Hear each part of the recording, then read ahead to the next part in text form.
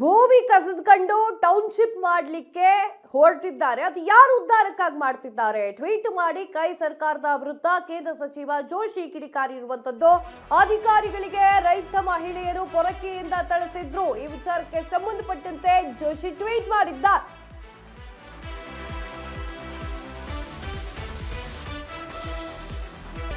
ಭೂಮಿ ಕಸಿದು ಟೌನ್ಶಿಪ್ ಮಾಡೋದು ಯಾರು ಉದ್ಧಾರಕ್ಕಾಗಿ? ಟ್ವೀಟ್ ಮಾಡಿ ಕೈ ಸರ್ಕಾರದ ವಿರುದ್ಧ ಕೇಂದ್ರ ಸಚಿವ ಜೋಶಿ ಕಿಡಿ. ಅಧಿಕಾರಿಗಳಿಗೆ ರೈತ ಮಹಿಳೆಯರು ಪೊರಕೆಯಿಂದ ಥಳಿಸಿದ್ರು.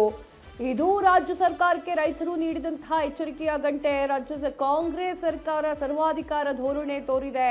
ರೈತರನ್ನ ಹೆದರಿಸಿ ಬೆದರಿಸಿ ಜಮೀನು ಪಡೆದು ವಶಪಡಿಸಿಕೊಳ್ಳಲಿಕ್ಕೆ ಯತ್ನ ಮಾಡ್ತಾ ಇದೆ. ಒಪ್ಪಿಗೆ ಇಲ್ಲದೆ ಭೂಮಿ ಪಡೆಯೋದು ಅಸಾಧ್ಯ ಅಂತ ಹೇಳಿ ಜೋಶಿ ಅವರು ಟ್ವೀಟ್ ಮಾಡಿದ್ದಾರೆ. ಅವ್ರು ಏನು ಹೇಳ್ತಾ ಇದ್ದಾರೆ ಅಂತಂದ್ರೆ, ಬಿಡದಿ ಟೌನ್ಶಿಪ್ ಯೋಜನೆಯ ವಿಚಾರಕ್ಕೆ ಸಂಬಂಧಿಸಿ ಟ್ವೀಟ್ ನೋಡ್ತಾ ಇದ್ದೀರಾ. ನಾನು ಆ ಟ್ವೀಟ್ ಅನ್ನ ಓದ್ತೀನಿ. ಬಿಡದಿ ಟೌನ್ಶಿಪ್ ಹೆಸರಿನಲ್ಲಿ ರೈತರ ಒಂದು ಜಮೀನನ್ನ ಕಸಿದುಕೊಳ್ಳಲಿಕ್ಕೆ ಮುಂದಾಗಿರುವಂತಹ ಸರ್ಕಾರದ ನಡೆ ಅತಿರೇಕವಾಗಿದೆ.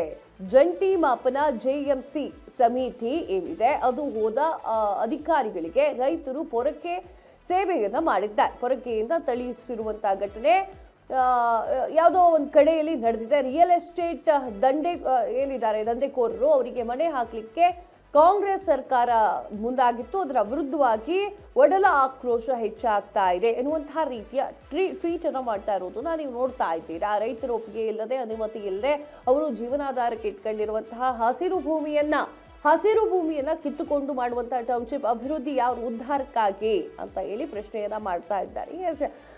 ಅವ್ರು ಕೇಳ್ತಾ ಇರುವಂತಹ ಪ್ರಶ್ನೆ ಸಾಕಷ್ಟು ಜನಕ್ಕೆ ಒಪ್ಪಿಗೆನೂ ಕೂಡ ಇದೆ. ಪ್ರಹ್ಲಾದ್ ಜೋಶಿ ಅವರು ಅಂತ ಏನಿಲ್ಲ, ಅವ್ರು ಕೇಳ್ತಿರೋ ಪ್ರಶ್ನೆ ಅಲ್ಲಿರುವಂತಹ ಜನರಿಗೆ ಒಪ್ಪಿಗೆ ಇದೆ. ಏನು, ಭಾರತದ ಒಂದು ವಿಚಾರಕ್ಕೆ ಬರೋದಾದ್ರೆ, ಭಾರತ ಅಂತ ಅಂದ್ಕೂಡ್ಲೆ ನಾವು ಏನನ್ನ ಪ್ರತಿಪಾದಿಸ್ತೇವಿ?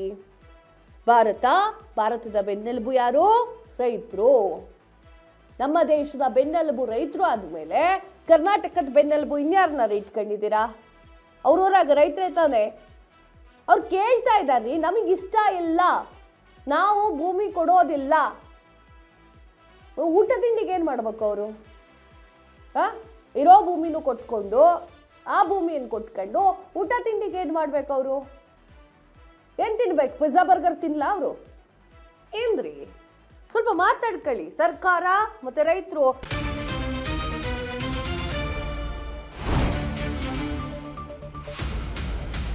ಸಂಪೂರ್ಣ ನ್ಯೂಸ್ 24x7 ಇದು ನೊಂದವರ ಧ್ವನಿ.